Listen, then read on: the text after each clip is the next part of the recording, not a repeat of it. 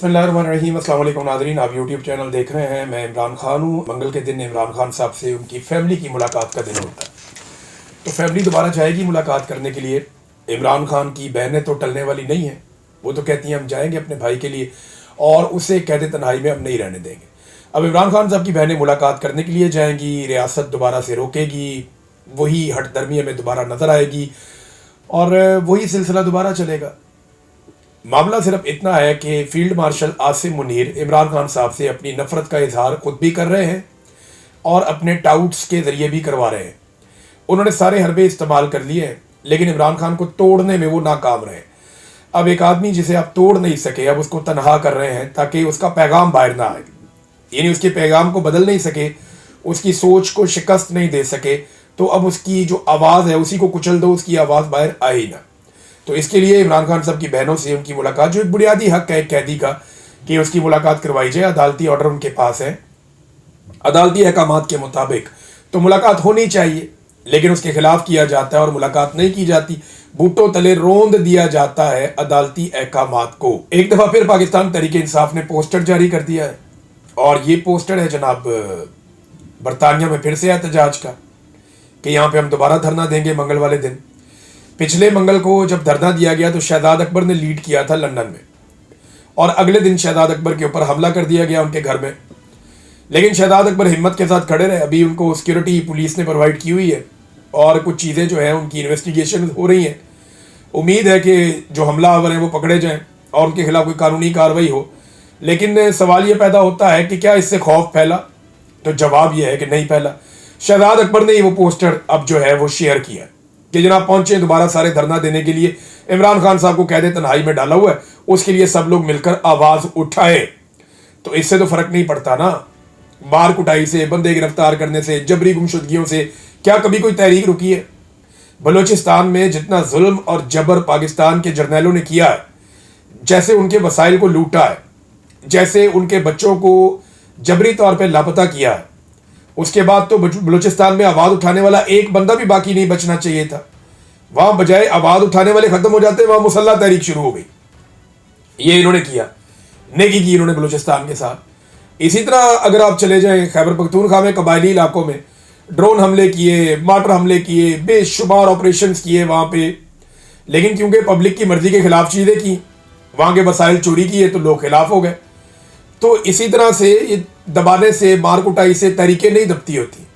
सुहेल अफरीदी वापस पहुंचे खैबर पख्तूनख्वा, उन्होंने जाके अपनी काबीना से बातचीत की और अपनी काबीना को उन्होंने बताया कि जो पंजाब हुकूमत का रवैया था वो इंतहाई अफसोसनाक था, वो बहुत तकलीफ दे था।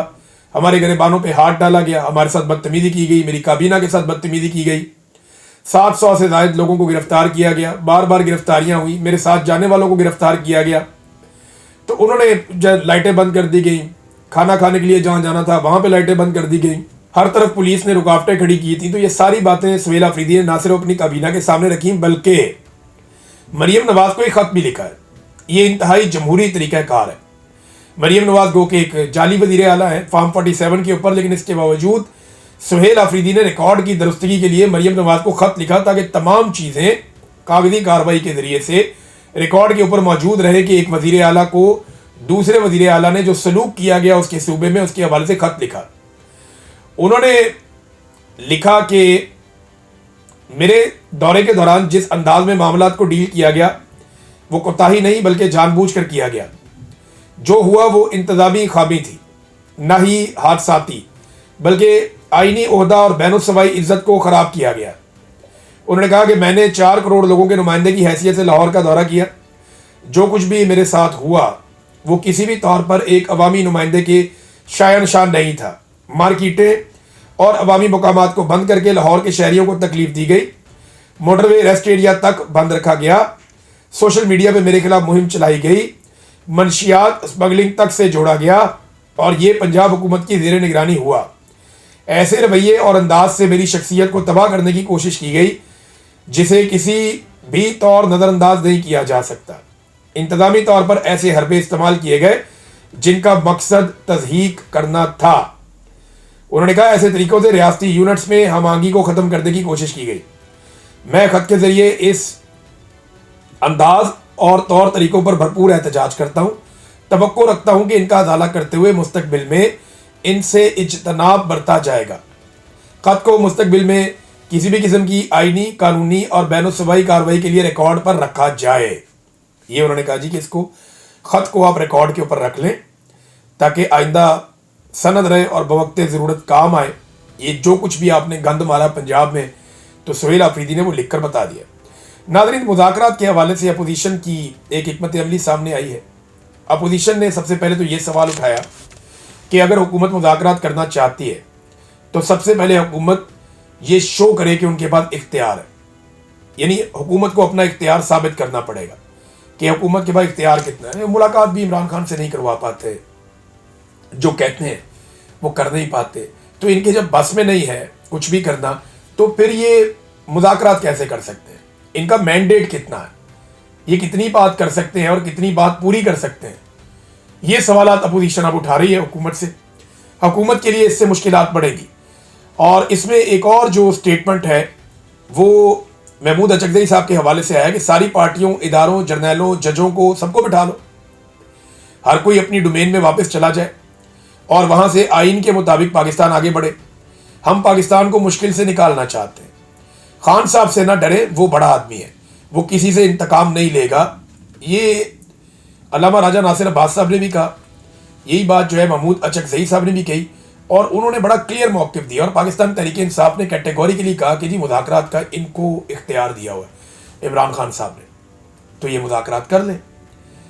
महमूद अचकज़ई साहब, अल्लामा राजा नासिर अब्बास साहब, इनके पास मैंडेट है, आप इनसे बात करें, जाके आप मुज़ाकरात करें।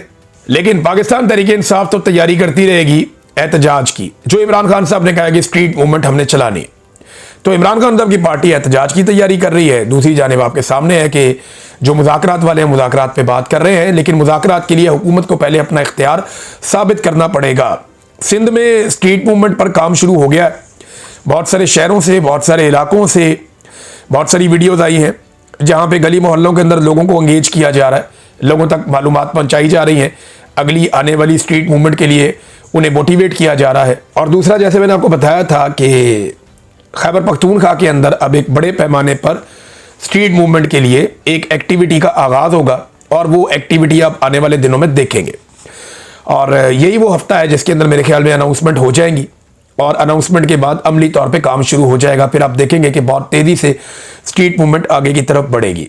पंजाब के अंदर उसके बाद ये सिलसिला शुरू होगा और बलूचिस्तान, आप जानते हैं कि वहाँ पे पाकिस्तान तहरीक इंसाफ की क़यादत बड़ी तगड़ी है। तहरीक इंसाफ के जो लोग हैं वो बलूचिस्तान में बड़े कमिटेड हैं और जब वहाँ पे ये मूवमेंट जाएगी तो वहाँ बड़ी तेज़ी से पैगाम पहुँचता है और बलूचिस्तान भी इसके अंदर शामिल हो जाएगा।